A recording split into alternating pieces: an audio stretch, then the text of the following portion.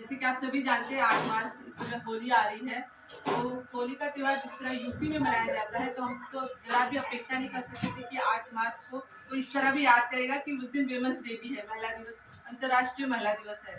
और हम लोग एक संगठन से जुड़े हैं, एक विचारधारा से हम लोग जुड़े हैं, तो इस दिन को मनाना हमारे लिए एक मतलब हमारे एक कर्तव्य बन जाता है कि इस दिन को कोई भूला ना जाए। होली के उस त्योहार में महिला दिवस को भूला ना जाए। तो हम लोगों ने आपस में एक मीटिंग की और सोचा कि किस तरह इसको मनाया जाए।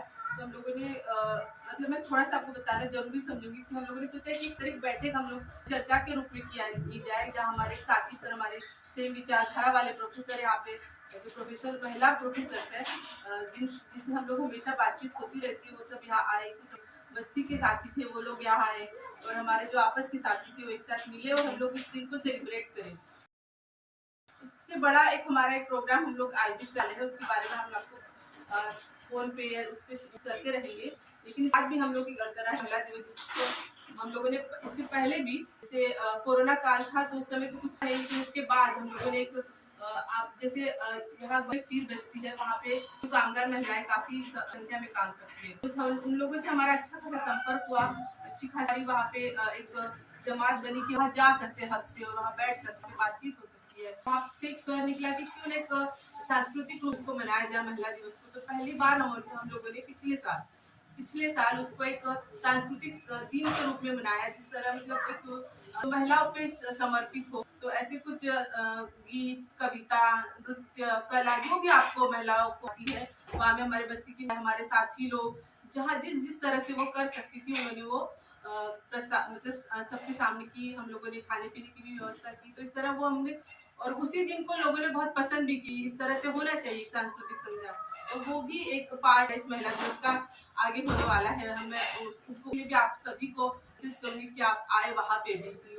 यहाँ तो हम लोग आज एक विषय पे जो हम लोग को दिया गया परिचर्चा करेंगे एक दूसरे के सब, जबकि हमारे यहाँ जो साथी है वो बहुत ज्यादा मतलब पढ़ते नहीं। फ्रैंक मैं बोलूंगी कि हम लोग बहुत, जैसे आप लोग बुद्धिजीवी लोग हैं, तो आप बुद्धिजीवी आप तो अकेडमिक है कि आप लोग किताबें पढ़ते ही पढ़ते हैं, तो हम लोग का उस तरह नहीं हो पाता, मतलब आदत छूट गई है, बोलिए जो आप कह रहे हैं। और हम लोग छोटे छोटे लेख, इस तरह के लेख हम लोग पढ़ते हैं। तो यही था कि हम लोग अपनी तरफ से कुछ तैयारी करें, कुछ आपसे सीखे। तो ये इस तरह की आज की बात थी, और मैं आप सभी को बहुत बहुत धन्यवाद देना चाहूंगी कि आप अपने इतने व्यस्त समय से आप आई। तो हम परिचर्चा की शुरुआत सबसे पहले परिचय से करें। मैं खुद ही अपना परिचय देती हूँ। मैं स्मिता बागड़े, एप्पा की जिला सचिव वाराणसी से शहर की। आगे मैं सुतपा गुप्ता, मैं जिला अध्यक्ष हूँ वाराणसी। मैं विद्या प्रभाकर, एप्पा उपाध्यक्ष हूँ बनारस। मैं सुजाता भट्टाचार्य, सह सचिव। मैं भावना BLW से हूँ और कल्चर से जुड़ी। आगे साथी बताइए नाम। मैं सविता सिरोवर हूँ, ऐसे जुड़ी हुई हूँ। मेरा नाम सरस्वती है, मैं छोटी से हूँ, मैं अप्पा से जुड़ी हुई।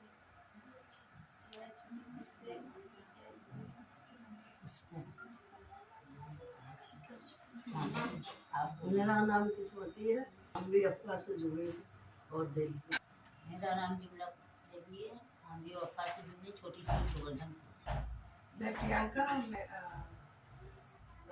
विज्ञान विभाग में पढ़ाती हूँ और अच्छे से पढ़ूँ तो एप्पा के साथ पहले के संबंध है जो अब यहाँ पे फिर से मैं प्रियंका मानती, 8वीं की मेंबर हूँ, कल्चरल प्रोग्राम का।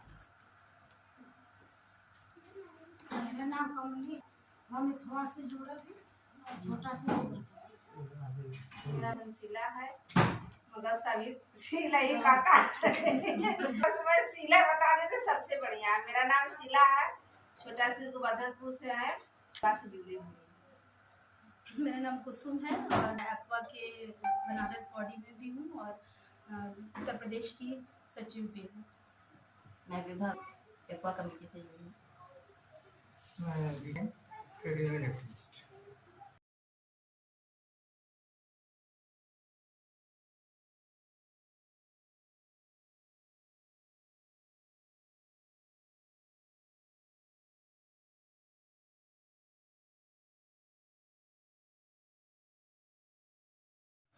BHM में अंग्रेजी पढ़ाती हूँ, लेकिन स्त्रियों से जुड़े हुए मुद्दों पर मेरा थोड़ा सा बोलता हूँ, उसको देखती रही। भाषा दिखाते हैं जो हमसे नहीं टकराती तो उनके साथ ये कोई दुर्घटनाएं घटित हो जाती हैं। इस डिस्कोर्स का हिस्सा बन पाए तो एक पर्टिकुलर समय हम लोग निर्धारित कर लेते हैं कि हम लोग 5 से 7 मिनट के अंदर अपनी बातचीत को रखेंगे दौर में, जिसमें अपनी बातचीत में अर्चना जी और भी इसमें आगे बात अपनी रखेंगी कि आज के ये पूरा दौर जो 8 मार्च का एक पूरा समय है। मैं पिछले 1 हफ्ते से अपना मोबाइल फ़ोन देख रही हूँ, तो बीबा से लेकर और आपके जितने भी इस तरह के बड़े बड़े ब्रांड्स होते हैं आपको इंटरनेशनल विमेंस डे के सेलिब्रेशन की बधाई दे रहे हैं। और ऐसा नहीं है कि ये क्यों प्रमोट किया जा रहा है, क्या सरकारें अनदेखा कर रही हैं? सरकारों को सब पता है कि किसको प्रमोट करना है, किसको नहीं प्रमोट करना है।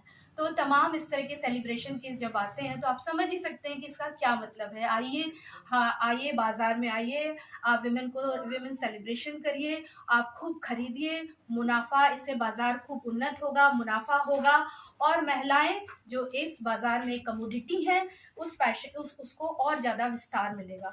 श्रमिक महिलाओं की जो अमेरिका में 1910 के दौरान महिलाओं ने झेला और वो श्रमिक महिलाओं ने ही अंतर्राष्ट्रीय महिला दिवस की बुनियाद रखी और इस श्रमिक महिलाओं में महिलाएं भी शामिल थीं और इसकी सबसे बड़ी बात थी कि महिलाएं और पुरुष दोनों ने ही समानता की एक बुनियाद को रखा और एक बहुत बड़ा सम्मेलन किया। उस सम्मेलन में क्लारा जेटकिन एक जो सोशलिस्ट पार्टी की नेता थी और उन्होंने किस तरीके से आगाज़ किया कि पूरी दुनिया में 8 मार्च तो 8 मार्च को अस्तित्व में आया और तब से लेकर अब तक 8 मार्च बनता रहा है। सरकारें अपने तरीके से मनाती रही हैं, बाज़ार को प्रमोट करती रही हैं, लेकिन जितने भी प्रगतिशील लोग हैं, महिला संगठन के लोग हैं, वो हमेशा से ही अपने अधिकारों को लेकर स्त्री चेतना की बात करना, अधिकारों की बात करना, इसको लेकर हमेशा 8 मार्च को अपनी बातचीत करती हैं। और हम एप्वा भी तमाम शहीद महिलाओं को याद करते हैं आज के दिन कि जिन्होंने कुर्बानियाँ दी अपने देश के आज़ादी के लिए। अंतर्राष्ट्रीय स्तर पर भी हम तमाम शहीद महिलाओं को आज याद करते हैं। अपने देश के अंदर हम सावित्रीबाई फुले से लेकर तमाम इस तरह की महिलाओं, अजीजन बाई से लेकर तमाम महिलाओं को हम याद करते हैं जिन्होंने अपने देश के इतिहास में, भारतीय आंदोलन में जो है एक नई क्रांति की बात की, सामाजिक क्रांति की बात की। और हम उसके बाद भी हम एक-एक का नाम लेना विस्तार से संभव नहीं है, लेकिन फिर भी हम कुछ महिलाओं को ज़रूर याद करते हैं। हम गौरी लंकेश को हम याद रखते हैं जब हम अभिव्यक्ति की स्वतंत्रता पर आज बात कर रहे हैं। हम कमला भसीन जी को याद करते हैं जिन्होंने पूरे भारत में नारीवाद को एक अस्तित्व में लाया, उसको किस तरीके से नारीवाद पर एक चर्चा बेहतर ढंग से हो सकती है। हम लोगों ने उनको श्रद्धांजलि देते हुए एक कार्यक्रम भी किया था। और पिछले दौर में हम लोग इस तरह की तमाम महिलाएं, वो मेहनतकश महिलाएं जिन्होंने मजदूरों के लिए लड़ाइयाँ लड़ी, वो किसान महिलाएं, वो शाहीन बाग की महिलाएं, उन सारी महिलाओं को, वो CAA NRC में आंदोलन में शहीद हुई महिलाएं, वो आंदोलन को बढ़ाने वाली महिलाएं, और पिछले दौर में केरल में मैरी रॉय को, उन सारी शहीद महिलाओं को हम याद करते हैं 8 मार्च के दिन और उन सबको अपने सच्ची श्रद्धांजलि व्यक्त करते हैं। और उन सब के बिना ये 8 मार्च उनको याद किए बिना अधूरा है। हमारी कोशिश रहेगी कि उन्होंने जो परचम लहराया है, जो सामाजिक क्रांति को बुलंद किया है, उन्होंने जो शिक्षा हमें दी है, हम उनको आगे बढ़ाते रहेंगे। और बस इतनी बात और मैं कहना ज़रूर चाहूँगी कि आज का ये पूरा दौर है, एक चुनौतीपूर्ण समय है। आज हम जहाँ रह रहे हैं, हम पहले बलात्कारियों के लिए सज़ा की मांग करते थे। आज जो है हम एक ऐसे दौर में रह रहे हैं जहाँ बलात्कारियों को रिहा करने की मांग एक जिम्मेदार सरकार कर रही है। और सिर्फ रिहा करने की बात नहीं, सम्मान करने की बात भी कर रही है। और इस दौर में आज हम यहाँ बैठे हुए हैं और बहुत ही शर्मसार दौर है साथियों कि बिल्किस बानो के 11 जो अपराधी हैं उनको रिहा कर दिया गया, उनको सम्मानित किया गया। ऐसे दौर में जो आज़ादी का दिन था, वो आज़ादी का दिन कितना महत्वपूर्ण हमारे लिए होता है, और उस दिन उस बिल्किस बानो के बलात्कारी को रिहा किया गया। अभी हाथरस कांड का जिक्र आया और उसमें उन तीनों आरोपियों को रिहा किया गया और जिसको सज़ा हुई उसको बलात्कार के लिए सज़ा नहीं हुई, उसको हत्या की जो जुर्म में सजा हुई है, गैर इरादतन हत्या के लिए। आप समझ सकते हैं कि कितनी शर्मसार उत्तर प्रदेश और पूरे देश की ये घटना रही है। हम लोगों ने सब ने मिलके सड़क पर इसके न्याय की आवाज़ को उठाया था। तो ये जो पूरा समय है चुनौतीपूर्ण है, और दूसरी तरफ इस समय के पूरे दौर में एक ऐसा पूंजीपति जो है उठ रहा है, जो तमाम संसाधनों को अपने पूरे जो है ग्रिप में पकड़ा हुआ है, और उस तमाम जो इस तरह के संसाधन हैं जो मेहनतकशों के संसाधन रहे हैं, उस पर अपना अधिकार जमा के अपनी एकल संपत्ति को आगे बढ़ा रहा है। तो ये पूरा, और सब जान रहे हैं अडानी समूह किस तरीके से निजीकरण के इस पूरे दौर में LIC, SBI और तमाम इस तरह के जो हमारे राष्ट्रीय गौरव के प्रतीक थे, उनको ख़त्म करके जो है आगे बढ़ रहे हैं। हमारे बीच में भावना जी भी हैं, वो इस पर अपनी बातचीत रखेंगी। तो मुझे लग रहा है कि पूरा ये दौर, आज के दौर में जब हमको एक गाने तक की भी छूट नहीं है, अभिव्यक्ति की स्वतंत्रता पर इतना खतरा है कि आज हम अपनी मर्जी से गाना चाहें तो उसके लिए भी हमें सोचना पड़ता है कि हम जो हैं क्या गाएं। कहीं गाएं तो कहीं हमारे प्रधानमंत्री या मुख्यमंत्री नाराज ना हो जाएं, इसलिए ऐसा गाना लिखो जिससे कोई नाराज ना हो। ऐसा गाना लिखो कि जो है ऐसा कुछ काम करो कि हमारे घरों पे बुलडोजर ना हो जाए। ऐसा कुछ काम करो कि हमारी ज़बान पे जो है कुछ ऐसे नाम रहें जो आप जो हैं जब तक आप उनका गुणगान करते रहेंगे तब तक तो ठीक है, लेकिन आलोचना के लिए कोई भी जगह नहीं है। आलोचना के लिए जब जगह नहीं होती तो वो समाज जो है सिमट जाता है, वो समाज मर जाता है। आज उसी दौर में रह रहे हैं जहाँ हमारे ज़बान को भी, हमारे स्वाद को भी, हमारे गाने को भी, हर चीज़ को, हमारे कपड़ों पर भी ये तंज कसे जा रहे हैं। आज हिजाब पहनने वाली जो महिलाएं हैं, उनके हक के लिए बात नहीं हो रही है, उनकी शिक्षा के लिए बात नहीं हो रही है, उनके हिजाब पर। और इस हिजाब के बहाने हम सब जान रहे हैं किसी एक धर्म पर पूरा तरीके से प्रहार हो रहा है। जो हमारी एक सेक्युलर आवाज़ थी, जो हमारी एक सेक्युलर धर्मनिरपेक्ष देश की जो बुनियाद थी, जो अंबेडकर की प्रस्तावना में भी है, उस पर पूरी तरीके से खतरा पैदा हो रहा है। तो आज हम, मुझे लगता है कि इस डिस्कोर्स में बात करेंगे जिसमें हम अलग अलग क्षेत्रों की बात कर सकते हैं, और किस तरीके से ये पूंजीवाद आज महिलाओं के लिए, क्रोनी कैपिटलिज्म का ये दौर किस तरीके से महिलाओं के लिए सबसे ज़्यादा खतरनाक है। एक जो श्रम पर आधारित है महिलाएं, एक जो महिलाएं जिनकी एक प्रोडक्शन की ज़रूरत है, लेकिन ये पूरी जो जिनके हाथों में सत्ता होती है, वो किस तरीके से महिलाओं को क्रिएटिविटी से, प्रोडक्शन से, जो सोशल प्रोडक्शन होता है वो उससे किस तरीके से दूर कर रही हैं, कौन लोग हैं। आइए तफसील से इस पर हम लोग बात करते हैं, और अपने समाज में एक हम जिम्मेदारी भी लेते हैं कि हम किस तरीके से ऑर्गेनाइज ढंग से हम इसको चैलेंज कर सकते हैं। ये सारी चीज़ों को हम लोग इस पर तफसील से बात करेंगे। कि ये जो महिला दिवस पे तमाम ऑफर आकर्षण जो आ रही है, वो ऑफर्स और महिलाओं की अपनी निजी जिंदगी में बहुत कुछ फर्क नहीं है, क्योंकि उसमें भी एक छोटी सी नीचे लिखा रहता है TNC।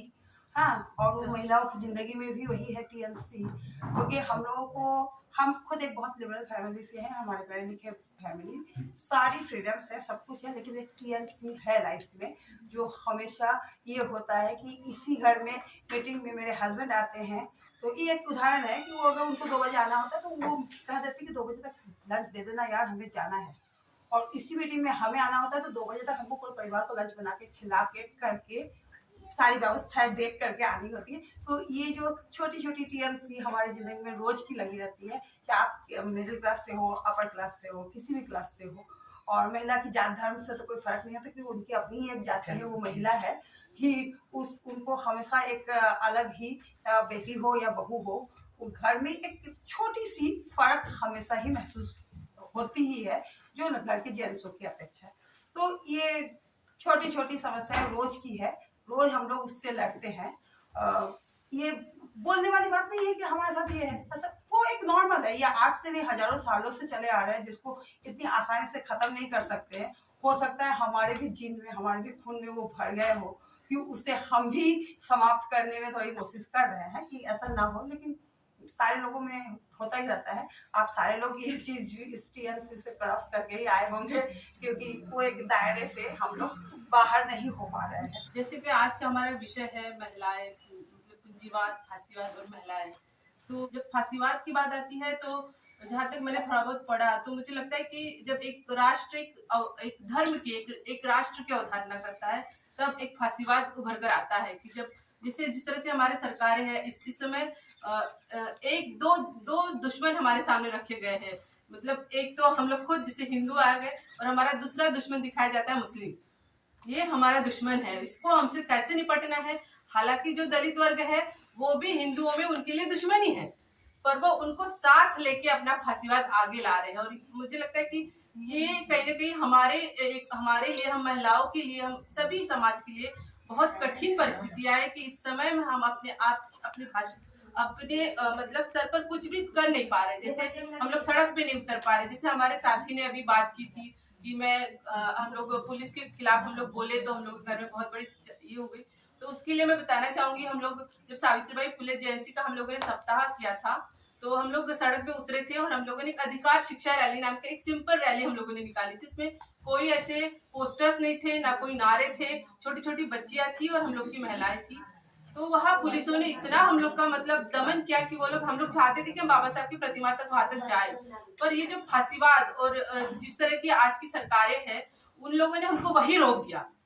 और चारों तरफ से मतलब जितनी हमारी महिलाएं नहीं थी उतनी पुलिस की संख्या वहां मौजूद थी। और उन लोगों ने मतलब जितनी भी हम पुरजोर कोशिश कर रहे थे वहां तक पहुंचने की, लेकिन हम लोग को उन्होंने पहुंचने नहीं दिया और आखिर हम लोग को वहीं बैठ के अपनी सभा करनी पड़ी।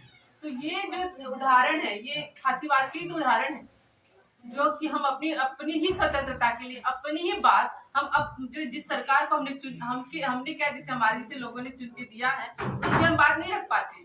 तो यही ना कहीं फांसीवाद है। व्यक्तिवाद को भी बहुत पुरजोर तरीके से मानती है। जैसे एक व्यक्ति की धारणा, जैसे हमारे प्रधानमंत्री जी है वो जैसे हिटलर हो गए हैं, इस प्रकार के मतलब हिटलर शाही चल रही, जो वो कहेंगे उनकी जो जुमलेबाजी होती है और जिस प्रकार के वादे वो करते हैं, धरातल में तो उस प्रकार का कुछ भी नहीं दिखाई देता। सिलेंडर आज देखिए हमारा मतलब घर रसोई में हर महीने लगने वाला सिलेंडर 1200 रुपए का हो गया। एक मध्यम वर्ग परिवार के लिए 1200 रुपए का सिलेंडर मतलब कितनी बड़ी ये समस्या है हमारे घर में। आज इस समय जो हमारी मुख्य समस्या है, जो शिक्षा या जातिवाद है, जिसको मतलब परे करके वो लोग एक बड़ा एक शत्रु हमारे सामने लाके खड़ा कर दिया उन्होंने। इस तरह की सांप्रदायिकता फैला दी है। साथी लोग बोले भी कि हम लोग जाते हैं दलित बस्ती में, सच बात है मैम, आपको यकीन नहीं आएगा जब हम लोग भी जाते हैं, हम लोग की तो जात वो लोग नहीं समझ पाते, फिर भी हमारे लिए गेट बंद हो जाती है। कभी कभी हम लोग को इनको बुला के बताना पड़ता है कि आइए विमला जी, हम लोग को आने नहीं दे रहे, कैसे आए। फिर ये लोग एक अलग से रास्ते से, जो गली का रास्ता है, वहां से हम लोग को जाना पड़ता है। तो ये हम लोगों के लिए ये स्थितियां है, तो उन लोगों के लिए कितनी भयंकर स्थितियां होगी हम कल्पना भी नहीं कर सकते। और ये कहीं ना कहीं कम होने के बजाय बढ़ते जा रहे हैं। मतलब मेन समस्या तो ये है। तो जातिवाद तो मतलब कई जमाने से चला आ रहा है, तो इस समय लागू करने पे पुरजोर तरीके से वो किया जा रहा है कि महिलाएं अभी भी घर के अंदर रहे, वो अपने संस्कृति में, अपने व्रत वैकल्पों में एकदम रहे, खुश रहे। पूंजीवाद भी वही सिखाता है कि तुम खुश रहो भैया, तुमको करवा चौथ को साड़ी मिलेगी ना, इतना काहे परेशान हो रही हो। तो ये जो स्थितियां पैदा कर रही है हमारे आमने सामने, जो टीवी इतना भयंकर माध्यम है, करवा चौथ कहीं नहीं था, पंजाब में होगा मुझे लगता है। आज मतलब महाराष्ट्र में क्या पहुंच गया, तमिल में क्या पहुंच गया, हर जगह ये करवा चौथ में, हर सीरियल में मतलब इस तरह से उसका आबंडर मचाया गया है कि हर त्योहार हमको लगता है कि बाप रे बाप, भारत में तो बिना त्योहार कुछ हो ही नहीं सकता। और एक आधा घर आपको मिले ऐसे कि दिवाली में उन्होंने दिए ना लगाए हो, तो समझ जाइए कौन सी प्रजाति से जन्मा हुआ है ये आदमी कि इसने दिवाली में दिए ना लगाए। तो मतलब अभी जो कोरोना में जो आया था, जिसमें खूब ताली बजानी थी, तो बीएचयू में मतलब हमारे लाइन में हम और एक इकोनॉमिक्स में या कॉमर्स में है दास सर, आप लोग जानते होंगे, बस 2 ही घर थे हमारे लाइन में, 2 ही घर थे जो हम लोगों ने दिए या लाइट्स हम लोगों ने बंद नहीं किए थे। तो वो तो हम तो चिंतित हो गए भैया कि ये तो लोग बिल्कुल ब्राह्मणवाद के खिलाफ है। और मुझे लगता है कि ये जो आज का फांसीवाद है, ये केवल फांसीवाद नहीं है, ये ब्राह्मणवादी फांसीवाद है, क्योंकि यहाँ विचारधारा ब्राह्मणों की चलती है। वही विचारधारा हम लोग को थोपने की, और महिलाओं पर तो विशेष रूप से, क्योंकि उनका पहले से वो पिछड़ी है। मतलब हम जब मानते भी है कि हम दलित मतलब महिलाओं की कोई जात नहीं होती, जात तो होती है, अगर नहीं जात होती तो दलित महिला का क्यों उत्पीड़न होता है। किसी ब्राह्मण महिला का भी उत्पीड़न करके दिखाइए, हम उसके लिए भी खड़े होंगे ना। हम थोड़ी ना बोल रहे कि हम दलित महिला के लिए, ब्राह्मण मतलब हम ये नहीं मानते कि किसी भी महिला का उत्पीड़न होना ही नहीं चाहिए, पर ये सत्य स्थिति है और इसको हमको समझना होगा। हमारी साथी जब बोलते हैं शीला कि हम लोग को जात पूछी जाती है, अरे तो दिखाइए ना कोई ब्राह्मण महिला आपके घर के झाड़ू पोछा करने वाली मिल जाए तो मैं रख लूं उसको पाछा अपने घर पे, पर नहीं मिलेगी मैम। वो दलित और चमार महिला ही मिलेगी, उनको आपको सहन करना पड़ेगा और इसीलिए आप सहन नहीं कर पाती कि वो चमार है। ये कहीं ना कहीं बहुत हमारे समाज की कड़वी सत्यता है कि आज भी हमारी महिलाओं को महिला नहीं समझा जाता। बस्ती में जाने का मौका मिला और इन लोगों के ऊपर काम करने का मौका मिला, तो इसी के ऊपर मैं अपनी बात रखती हूँ। हम लोग कुछ दिन पहले एक आंदोलन, मतलब वही सावित्रीबाई फुले फातिमा शेख को लेके एक आंदोलन किए थे। उसी में जो छोटे छोटे बच्चियाँ अपना इतना अच्छा पोस्टर बना के बना के लंका में हम लोग एकत्रित होके एक मार्च निकालने की कोशिश किए थे, मगर वो मार्च निकल नहीं पाए थे। तो उसी में हम लोग बातचीत एक रखे थे, यही जैसे खुलेआम बातचीत। उसी में इन ज्यादातर बस्तियों की बात में यही बच्चों का आया है। हम मतलब किसी को मैंने पूछा तो तुम क्या बनना चाहते हो, तो उसने बोला मुझे मेरा बनना है शौक है मगर डॉक्टर बनना चाहते हैं, कोई बोला मुझे टीचर बनना है। मगर जब भी ये बात आता है तो मैंने बोला आगे की पढ़ाई, बोलते हैं बेटा है आंटी जी, मतलब बेटे को ही आगे बढ़ाएंगे, हम लोगों की पढ़ाई तो पीछे रह जाएगा, हमको कुछ दिन बाद शादी दे देगा। तो यही चीज को लेके हम लोगों को बहुत मन में लगा। हम कुसुम स्मिता मिलके हम लोग सोचे कि इस बच्चियों के लेके हम लोग आगे क्या कर सकते हैं और आगे क्या हम लोगों को किस तरह से शिक्षित कर सकते हैं। इस तरह के हम लोगों ने सोचा। हम लोग सोचे भी है कि उस सारे बच्चे को लेके एक एडुकेशन मतलब हम लोग भी कोशिश करें और आप लोग जो हम लोगों के ये जो टीचर BHO के साथ है, इसको लेके भी हम लोग काम करके उस बच्चे को आगे बढ़ाया जा सकते। क्योंकि हम लोग हमेशा बोलते हैं महिलाओं को समान अधिकार बात करते हैं। हम लोग इस फील्ड में काम करके उसी छोटे बच्चियों जो मतलब बच्ची है उन लोगों को अगर अधिकार नहीं दे पाएंगे तो ये हम लोगों के लिए एक मतलब दुख भरी बातें होंगी।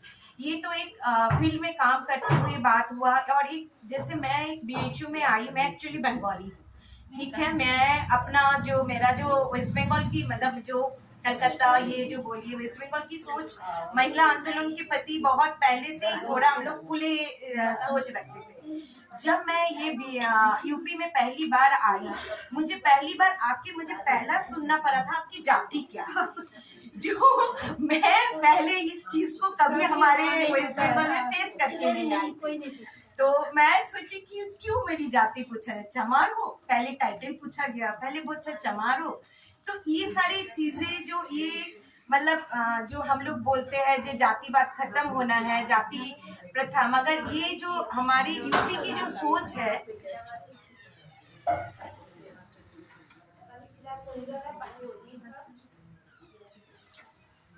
तो महिलाओं की जो ये जो सोच है और ये जो मुझे पूछा गया एक महिला के द्वारा ही पूछा गया था कि आपकी जाति क्या है। हमारे जो ये जो सोच है महिलाओं की सोच को भी बदलने की बहुत जरूरी है। ये जो हम लोग ऐड देखते हैं जो देखते हैं आप मतलब ऐड में देखिएगा कि एक पति अपने पत्नी को सोना खरीद दिया, वो बहुत खुश हो गए। हम लोग इस तरह से जो ये पूंजीवाद का ही नमूना मुझे मतलब रखा मतलब लग रहा है कि एक महिला को एक सोना देके खुश किया जा रहा है। क्यों? एक महिला का अधिकार कहाँ है? सोना में उसकी अधिकार नहीं रुका है, उसकी स्वतंत्रता, उसकी अभिव्यक्ति का जो उसको खुलेआम बोलने का अधिकार नहीं दिया जा रहा है। बस सोना दे दिया जा रहा है, कपड़ा दे दिया जा रहा है, तुम्हारी अधिकार इतना ही है, तुम इसके बाद बोलो मत, तुम चुप रहो। ये सबको सोच से हम लोगों की सोच को ये मतलब आंदोलन के द्वारा हम लोग एप्पा में जुड़े हैं। इसी सोच को लेके मतलब हम लोगों को आगे बढ़ना है और यही सबको हम लोग कुठाराघात करना है। और हम लोग जो महिलाएं हैं जो महिला आंदोलन को महिलाओं के प्रति ये चीज को आगे ले जा सकते हैं। इसी के साथ मैं अपनी बात करूँ। जो हमारा सरकार ये जो स्टेट है पूरा वो एक कोशिश में है कि हम विचारों को खत्म करें। उन विचारों को खत्म करने में जैसे विमेन से संबंधित जो मुद्दे थे तो हम एक पेपर पढ़ाया करते थे कि विमेन राइटिंग का पेपर पढ़ाते थे जिसमें महिला लेखन पे तमाम लेखन और चिंतन के बारे में बातचीत करते थे। और जिसमें मैंने मुख्य रूप से मैंने बहुत उसमें काफ़ी सक्रिय रूप से बच्चों को पढ़ाया और मैंने देखा कि काफ़ी परिवर्तन मैं उन बच्चों में मैंने जिसको कहते हैं कि जब चेतना के स्तर पर परिवर्तन की बात आती है तो मैं चेतना के स्तर पर मैं बहुत परिवर्तन ला सकी। इवन कोरोना के दौरान भी जब मैं ऑनलाइन क्लासेस लेती थी तो कुछ जरूर उनको ऐसा लगता होगा जिसकी वजह से बच्चे भी जुड़ते थे और उन्होंने मुझे मैसेजेस किए कि आपकी बात करने से हमको प्रेरणा मिलती है तो जब वो घरों में बंद क्योंकि मैं उनको कहती थी कि पढ़ाई एक वो औजार है जिससे तुम सारी चीज़ों को पा सकती हो, बहुत सारी चीज़ों को नष्ट कर सकती, जो कि मेरी व्यक्तिगत अनुभव है। लेकिन अभी क्या एक हुआ है कि एक पॉलिसी आई है जिसके तहत तमाम पूरा हम अपना पाठ्यक्रम बदल दे रहे हैं। उस पाठ्यक्रम बदलने के दौरान क्या हुआ कि मैं अनफॉर्चुनेटली थोड़ा सा पैर से भी टूटी हुई हूँ, दिमाग से नहीं दिमाग मेरा हमेशा सक्रिय रहा है। तो मेरे एब्सेंस में मेरे 2 यंग कलीग्स को कहा गया क्योंकि शायद वो उतनी आक्रामक नहीं थी जितनी जो आपने कहा सीनियर जूनियर होने की बात है। सही बात है, थोड़ा मेरी स्थिति ऐसी है कि मैं अपनी बात बेधड़क जिसके मुझे लोग दुर्गा काली कुछ भी बोलने से नहीं चूकते और बाकी लांछन की तो घर को बातें नहीं। तो उन्होंने कहा कि नहीं विमेन राइटिंग से ज़्यादा एक जेंडर स्टडीज़ का कोर्स उन्होंने बना दिया। ये तो जेंडर कहते हैं आप, ठीक है मैं बहुत सारी जेंडर स्टडीज़ करती हूँ, सारे मुद्दों को जानती हूँ, सारी चीज़ों से वाकिफ हूँ, लेकिन मेरा ये कहना था कि भारतीय परिप्रेक्ष्य की बात प्रियंका जी करें जब छोटी छोटी जी की लड़की की पैदा होती है उसकी शादी की सोच की जाती है। मैं भी उसमें शामिल हूँ, मैं भी उस कुचक्र का एक हिस्सा हूँ कि मैंने भी अपनी बेटी की शादी के लिए सोचा। तो उसमें ये एक नया मतलब जो आप लोग जो पढ़े लिखे हैं वो लोग जानते हैं कि एक नया पश्चिम से डिस्कोर्स निकला कि यौनिकता का उन्होंने सारा सिलेबस ऐसा बना दिया कि वो सेक्सुअलिटी ओरिएंटेड हो गया, जेंडर एंड सेक्सुअलिटी। मेरा प्रश्न उनसे यह था कि जहाँ एक छोटी छोटी जिस चीज़ को मैंने कहा कि मुझे जाके नाश्ता देना है, इस स्थिति में भी शायद मतलब कोई भी पुरुष होता, राजकुमार की बात नहीं है, कोई भी पुरुष होता तो ये अपेक्षा रहती कि भाई, और वो अगर कर देता तो ये होता कि भला पति को एकदम काबू में रखती है, एकदम कमांड के अंदर और इतना चलाती है, जो कि उसके बेचारे को सुनना भी पड़ता है काफ़ी बार। तो मतलब नपुंसक उसको करार दिया जाता है, महिलाएं भी दे रही है। तो वहाँ जहाँ इतनी छोटी छोटी चीज़ों के लिए महिलाओं को भी करना पड़ता है, तो वहाँ आप चिंतन के स्तर पे वो आप अवसर ही नहीं दे रहे कि आप चिंतन उन लेखनों आपने उन लेखकों को हटा दिया, उन चिंतकों को हटा दिया, पाश्चात्य होते भारतीय होते पुस्तकवाद होते, आप एक ऐसी चीज़ की जो कि कहीं ना कहीं पूरा ये जो डिस्कोर्स जिस तरफ जा रहा है वो स्टेट स्पॉन्सर है, वो स्त्री की अपनी बातें नहीं कहने देना चाहते क्योंकि अगर आधी आबादी जाति वर्ग तमाम चीज़ों में बटे हुए धर्म सारी चीज़ों में बटे होने के बाद अगर जागरूक हो गए तो उनके तो पैरों तले जमीन निकल जाए। तो एक सोचे समझी तहत साजिश के तहत जो है उस चीज़ को किया जा रहा है और उसमें मतलब विभाग के पुरुष मतलब वो तो एक रिप्रेजेंटेटिव है, वो सब शामिल है। अब वही कहते हैं कि अकेला जैसे अगर मैं होती व्यक्तिगत मीटिंग में तो मैं चाहे अकेला चला बाहर फोड़ती लेकिन मैं बात जरूर करती, लेकिन एक एब्सेंस ही अब मैं उस बात को नहीं रख पाई। इस उम्मीद के साथ कि जब अगली बार फिर रिवाइज होगा, 1 ही साल की तो बात है, मुझे करना है तो रास्ते तो मेरे पास हजार हैं, आप मुझे कुछ भी दे दीजिए मैं पढ़ाऊंगी वही मुझे पढ़ाऊंगी। तो ये सब जो हमारे सामने खतरे हैं, छोटी छोटी जगह पे हम लोग को सजग होने की जरूरत है, जहाँ भी जिस क्षेत्र में हम लोग काम, और उन खतरों के साथ एक मतलब ठीक है हम बटे भी हैं, हमारी अपनी व्यक्तिगत स्पेसिफिक समस्याएं भी हैं, वर्ग के हिसाब से भी जाति को बिल्कुल मानते कि है जाति भारत में, उससे मतलब परे विमेन की बात नहीं की जा सकती, लेकिन कुछ ऐसे जरूर मुद्दे हैं जिन पे हम लोगों को सोचना चाहिए और एक दूसरे का हाथ बढ़ा के, क्योंकि हम लोग कहते हैं साथ ही हाथ बढ़ाना, तो वही बात है कि साथ ही हाथ बढ़ाना, हर क्षेत्र में हम लोग साथ दें एक दूसरे का, जहाँ तक हो सके अपने को मजबूत करें और अपने साथ करें। शुक्रिया। जो दिखाई देता हमको सबसे पहले तो जो समान काम समान वेतन पर ही इसका सबसे ज़्यादा जो दिखाई दे रहा है पूंजीवाद का असर, कि महिलाएं और पुरुष समान रूप से योग्य होने के बाद भी जब काम के क्षेत्र में भी जाते हैं तो उनका वेतन महिलाओं का पुरुषों से कम होता है। ये केवल कॉरपोरेट या इस ऐसी जगहों पे नहीं है, हम देखते हैं जब कामगार महिलाएं भी उसी काम को, जैसे रेजा मिस्त्री का कोई काम कर रहा है या घर बनाने का जब कंस्ट्रक्शन चलता है, तो महिलाएं और पुरुष जब हेल्पर के रूप में वहाँ काम करते हैं तो पुरुष जो हेल्पर है उसकी मजदूरी ज़्यादा होती है महिलाओं से, ये हम देखते हैं। साथ साथ कॉर्पोरेट में भी जब महिलाएं काम करने जाती हैं, पुरुष, उनके भी सैलरी में अंतर होता है। योग्यता में अंतर नहीं होगा, योग्यता भले महिलाओं की ज्यादा हो सकती है, होती भी है, लेकिन सैलरी उनकी कम होती है। और बॉलीवुड में भी अभिनेता और अभिनेत्रियों की जो उनके वो होते हैं फीस होती है, उसमें भी अंतर दिखाई देता है। तो ये सबसे ज्यादा झेलने वाली जो दिखाई देने वाली चीजें हैं वो है। हम हमेशा योग्यता को, महिलाओं की योग्यता को कम ही आंकते हैं और उनको सैलरी भी कम देते हैं। एक तो ये चीज है। दूसरा जो पूंजीवाद का जो असर दिखाई दे रहा है वो त्योहारों में और शिक्षा में और हर जगह उसका बहुत अधिक आधिपत्य हो गया, बहुत अधिक वो अपने उसको ग्रिप में ले रहा है समाज को। जैसे कि अभी बातचीत हो रही थी कि कोई भी त्योहार होता है, पहले त्योहार होते थे लोग अपने घरों में, मोहल्लों में, समाज में मना लेते थे, लेकिन अब त्योहार घरों और मोहल्लों से गायब हो गया, बल्कि वो टीवी के माध्यम से दिखाया जा रहा है कि कितना उत्साह है लोगों में, कितने अच्छे से उसको सेलिब्रेट कर रहे हैं। घर में या समाज में और परिवार में वो चीजें थोड़ी संकुचित हो गई। लोग कहते भी हैं कि अब त्योहार में वो मजा नहीं रहा। क्यों नहीं रहा? क्योंकि वो टीवी के माध्यम से दिखाया जा रहा है, सेलिब्रेट किया जा रहा है। पूंजीवाद इतना हावी हो गया है उसके ऊपर कि क्या पहनना है, कैसे सजना है, कैसे संवरना है, कौन सी चीज ट्रेंड में चल रही है, त्योहार को कैसे सेलिब्रेट करना है, घर को कैसे सजाना है, ये सब हमको बाजार बता रहा है। तो ये जो सबसे अधिक असर दिखाई दे रहा है, और इसका एक भार और दबाव परिवार पर पड़ता है, उसकी आर्थिक स्थिति पर पड़ता है, क्योंकि उसको देखकर हर किसी की इच्छा होती है कि हाँ, हम घर ऐसा सजाएं, हम ऐसे कपड़े ले लें, हम ऐसे सजे सवरे।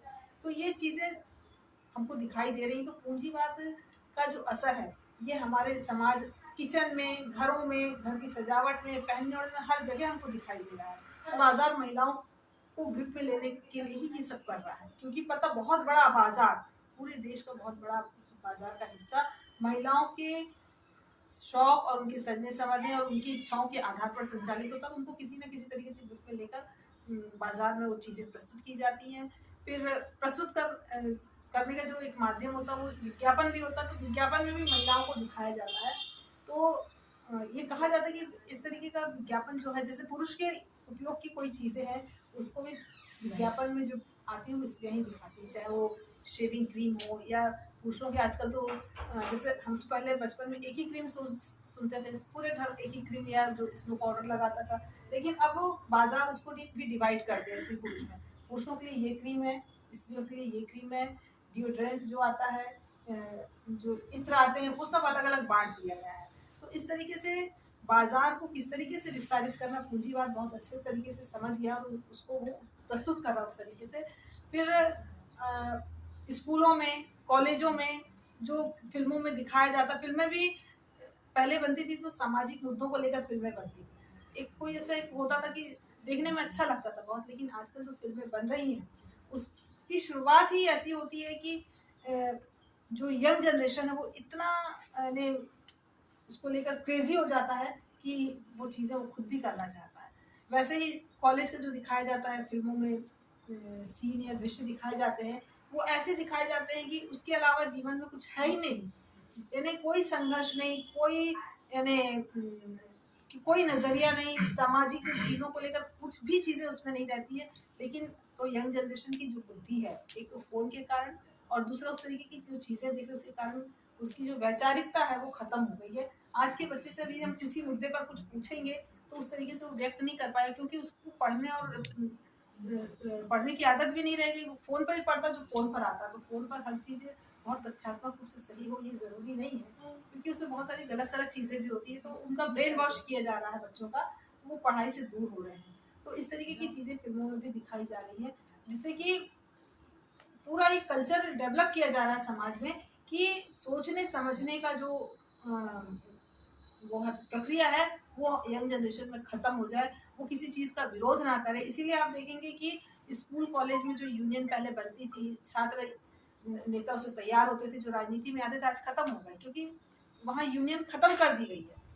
वहाँ छात्र नेता बनते भी हैं तो वो मेरिट बेस पे बनते, जो पढ़ने लिखने वाले होते हैं, यदि उनको रुचि है तो उस फील्ड में जाएंगे, नहीं तो नहीं जाएंगे। तो राजनीति की शुरुआत छात्र नेता के रूप में होती थी, तो वो खत्म हो गए। तो किस तरीके से हमको विरोध करना है, स्कूल कॉलेज में कोई चीज गलत हो रही है या अपनी जो मांग है, सही मांग किस तरीके से प्रशासन के सामने रखना, कॉलेज के वो सब चीज़ें खत्म हो रही। तो ये बिल्कुल सोची समझी साजिश है कि बच्चों को इस तरीके से तैयार किया जाए। उनके हाथ में इसीलिए फ़ोन दे दिया गया। पूंजीवाद का सबसे बड़ा जो भयानक खतरा है वो मोबाइल है। मोबाइल EMI पर और किस्तों पर इतने आसानी से उपलब्ध हैं कि हर बच्चा एक तो अभी कोरोना के कारण हर बच्चे को मोबाइल से पढ़ाई तो उनको देना पड़ा, और बहुत सारे बच्चे EMI से खरीद लेते हैं। उनके पास भले खाने को कुछ ना हो या वो लेकिन मोबाइल और गाड़ी का शौक वो पूरा करते हैं, क्योंकि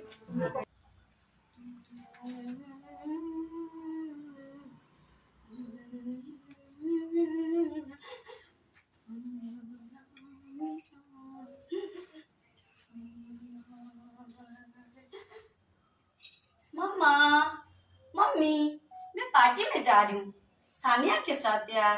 आने में थोड़ी सी लेट हो जाएगी। सानिया, सानिया, हाँ हाँ आई आई। ओहो, बहुत प्यारी लग रही हो। कहाँ से ली हो ये ड्रेस? पता है मनीष मल्होत्रा की डिजाइनर ड्रेस है। 30,000 की ड्रेस मेरे टेलर ने मेरे लिए 10,000 में बना के दी। हमें भी दे दो ना यार नंबर। अरे दे देगी। अरे बाप, चलो चलो चलो, पार्टी के लिए लेट हो रही है। अरे ओ फुलझड़िया, कहाँ चले? हमें भी अपने साथ ले चलो। इतने तो पूरे नहीं दिखते हैं। अरे चल ना यार,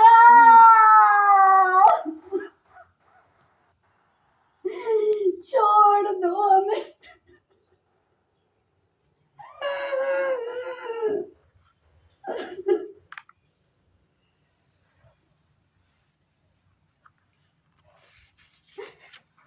जिस देश में लक्ष्मी, दुर्गा, सरस्वती की पूजा की जाती है, उस देश में औरत के साथ ये अत्याचार क्यों? क्यों? उस दिन उस दरिंदों ने आके मेरी जिंदगी छीन ली, मेरी जीने की वजह भी छीन ली। क्या गलती थी मेरी कि मैं एक औरत हूं? हाँ, तुम एक औरत हो। तुम्हें जिंदा रहने की कोई अधिकार नहीं। हर पल हर सितम को सहते हुए एक औरत। मैं हूं एक औरत। लेकिन जब मैं इस दुनिया से चली जाऊंगी तब आप सभी मेरी जाने के बाद मोमबत्ती जलाना, फूल भी चढ़ाना, पेपर में फोटो भी निकालना। लेकिन क्या आप लोग मुझे मेरी अधिकार दे पाएंगे? मेरी औरत होने की अधिकार? कभी नहीं, कभी नहीं। काल फिर आपके घर की किसी एक औरत की फिर बलि चढ़ी। शिकार आएगा, शिकार अपनी शिकार जाल में फंसेगा। फिर कोई नारी की बलि चढ़ेगी। फिर आपके घर की कोई औरत की बलि चढ़ेगी। लेकिन उसको इंसाफ कभी नहीं मिलेगा। हर पल सितम सहते हुए एक औरत। फिर उसकी मम्मी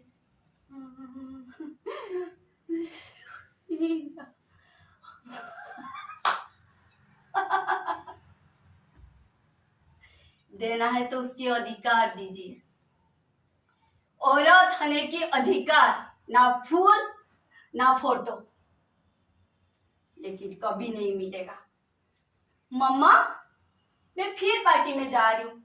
फिर एक लड़की आएगी, मामा पार्टी में जा रही हूँ।